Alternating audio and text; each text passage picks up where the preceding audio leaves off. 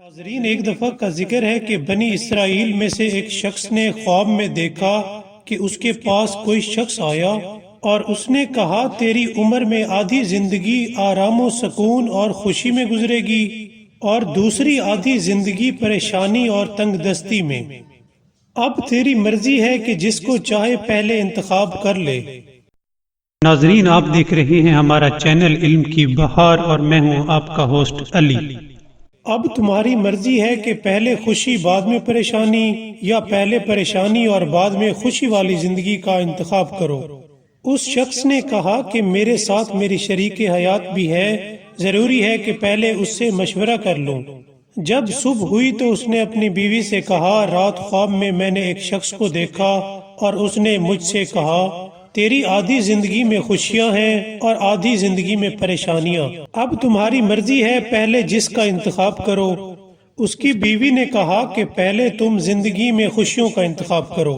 اس نے اپنی بیوی کی بات پر عمل کیا اور زندگی کے پہلے حصے میں خوشیوں کا انتخاب کیا۔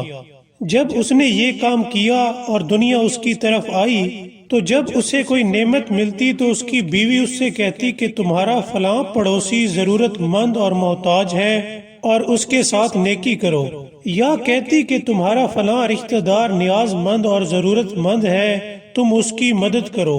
اسی طرح ہمیشہ جو بھی اس کو نعمت ملتی وہ غریبوں اور محتاجوں کی مدد کرتا اور نعمت کا شکر ادا کرتا۔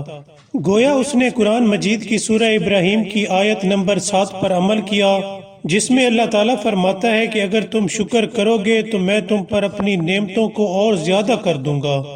ناظرین، اس طرح اس کی آدھی زندگی خوشیوں اور فراوانی میں گزر گئی، اور جب دوسری آدھی زندگی شروع ہوئی تو اس کی بیوی نے کہا خدا نے ہمیں نعمت دی اور ہم نے اس کا شکر ادا کیا، اور خدا اپنے وعدے پر وفا کرنے والا ہے۔